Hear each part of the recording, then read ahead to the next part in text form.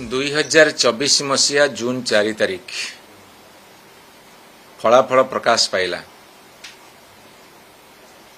Bharatiya Janata party सरकार गढ़िबा पई जनादेश पाइला। यह सेमान को मध्य आश्चर्य करिथिला। सेमाने मध्य कुहाकुई हेले ए फलाफल होची अप्रत्याशित, किंतु 2 वर्ष पूर्ति परे जेतेबेले सेमाने बाहास्फोट मारुछंती सेमाने जानिबा दरकार जे जनसाधारण पश्चाताप करुछंती, दुख प्रकाश करुछंती, काहेकि एभली गोटे अपारग सरकार को आनिले सेइथिबे मनस्ताप करुछंती। ए कथाटा से बुझिबा दरकार। जदि बुझी नथिबे ताहा हेले सेमाने ऐतिहासिक भूल करुछंती बोली भविष्य में प्रमाणित हबो।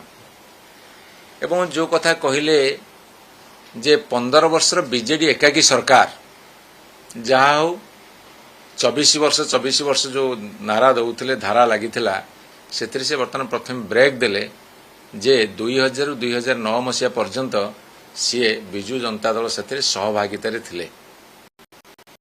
2 वर्ष पर चैतन्य उदय हला 24 वर्ष को 15 वर्ष को आनिले। एवं आउ गोटे कथा कहले से रिपोर्ट कार्ड बुली बुली जनसाधारण को देबे। से जानी नांती जनसाधारण तांको रिपोर्ट कार्ड तैयारी कर सारिणी। भारतीय जनता पार्टी सरकार ओडिशा रिपोर्ट कार्ड जो तैयारी करछुंदी बांटीबे, किंतु जनसाधारण तांको रिपोर्ट कार्ड तैयारी कर सारिणी जे भारतीय जनता पार्टी सरकार केते दुर्बल, केते अपारग एवं केमिति काम न करंदी ए कथा उपरे गोटे भल रिपोर्ट जनसाधारण दैछिंदी। एवं सेमाने कहछिंदी आम प्रगति और उन्नति देखिकी विरोधी मान चुप रही। विरोधी मान को चुप करिवार तुम मैंने प्रयास करुच। तुम मैंने भावुच जे विरोधी को आम चुप करदेबू अन्य उपाय, जो उपाय विभिन्न राज्य विभिन्न जगार बा देश में चुप करिवार उद्यम करुच। तुम से ढांचा जोगुरु कहूच, बोधे से जोगुरु कहूच। एवं आपण कहते प्रगति की गति मिली। प्रगति की गति मिलेनी, प्रगति को बर्तमान अधोगति मिली। आपण कहते प्रगति की गति मिली, आमे आपण कहूचु प्रगति की अधोगति मिली ए 2 वर्ष भितर। एवं आपण कहले दीर्घ वर्ष स्थाणुता को भांगी गोटे सरकार गठन करा जायछि।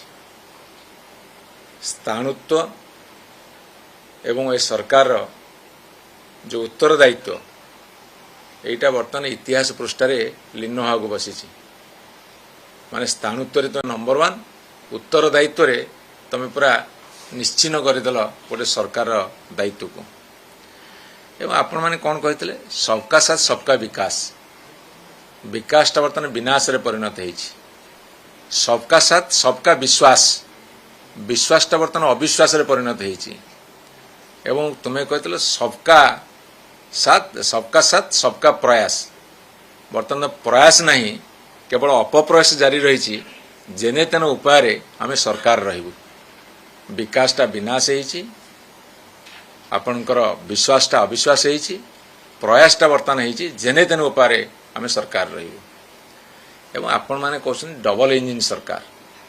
डबल इंजिन सरकार रे बर्तमान डबल शोषण, डबल कषण, अनेक धर्षण एवं केवल भाषण।